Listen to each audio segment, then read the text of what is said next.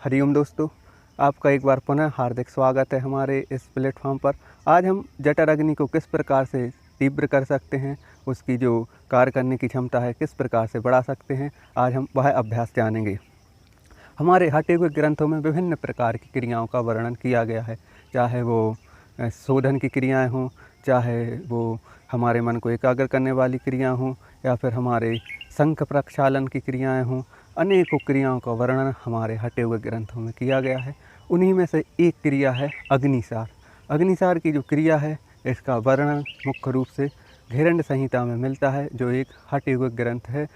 यह ग्रंथ महर्षि घेरंड द्वारा रचित मानी जाती है, और यह ग्रंथ संवादात्मक रूप में रचित है, जहाँ एक राजा हैं जिनका नाम चंडकपाली है, दूसरे हमारे महर्षि घेरंड हैं, उनके बीच ज्ञान का आदान प्रदान होता है। इस रूप में यह ग्रंथ लिखी गई है।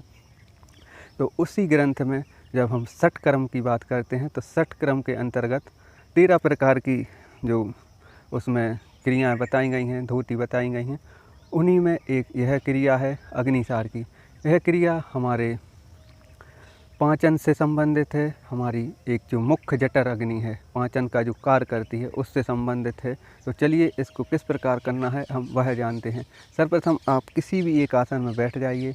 आप पालथी मार कर बैठ सकते हैं, आप इस प्रकार पद्मासन में बैठ सकते हैं, आप वज्रासन में बैठ सकते हैं। शर्त यह है कि आपकी कमर गर्दन सीधी होना चाहिए और आपके दोनों हाथ स्वतंत्र होना चाहिए।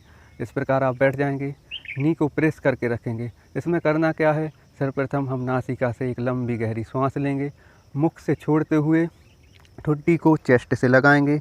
यह हमारा जाल अंदर बंद लग गया। और उसके बाद पेट की जो मसल है उसका हम चालन करेंगे, उसको अंदर बाहर इस प्रकार करेंगे। 7 बार करने का अभ्यास बताया गया है कि 100 बार तक पेट की मसल का चालन करना है, श्वास को रोक कर।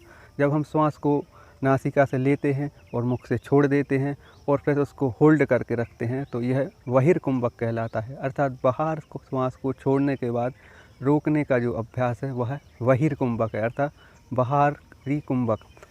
तो इसका अभ्यास करना है। जब तक आप श्वास को रोक सकते हैं तब तक पेट का चालन करेंगे। यहाँ हम यह शर्त नहीं रख रहे हैं कि आप 100 ही बार करें। आप जब तक श्वास रोक सकते हैं तब तक पेट का चालन कीजिए और एक लंबी गहरी श्वास भरते हुए वापस आ जाएगी। इस प्रकार कमर गर्दन सीधी रखेंगे, एक लंबी गहरी श्वास लेंगे नासिका से, मुख से छोड़ेंगे, चिन लॉक करेंगे, पेट का चालन करेंगे, नी को प्रेस करके रखेंगे इस प्रकार।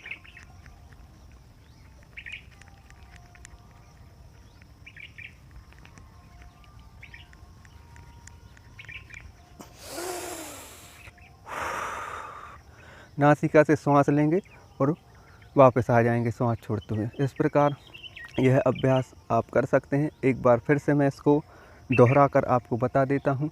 सर्वप्रथम कमर गर्दन को सीधा रखेंगे, दोनों हाथों की जो अवस्था है वो हमारे दोनों घुटनों पर रहेगी, घुटनों को थोड़ा हम दबा के रखेंगे।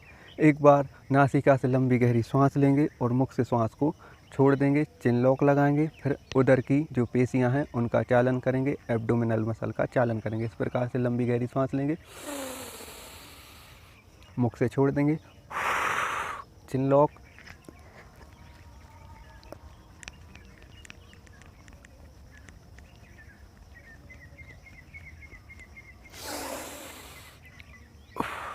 श्वास लेते हुए वापस आ जाएंगे सामान्य अवस्था में। दोस्तों, यह जो क्रिया है आप अपनी क्षमता के अनुसार कर सकते हैं। 5 बार, 8 बार, 10 बार, जितनी आपकी क्षमता है। यह क्रिया मुख्य रूप से हमारे पाचन से जुड़ी हुई है। जिनकी जठर अग्नि मंद है, जिनका पाचन ठीक से नहीं हो पाता है, जिन्हें इंडाइजेशन की प्रॉब्लम है, जिन्हें गैस की प्रॉब्लम है, या जिन्हें अन्य पाचन से संबंधित समस्याएं हैं, वह इनका अभ्यास कर सकते हैं।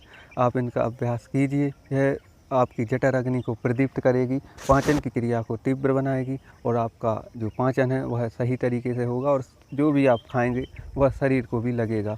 तो यह अभ्यास कीजिए। धन्यवाद।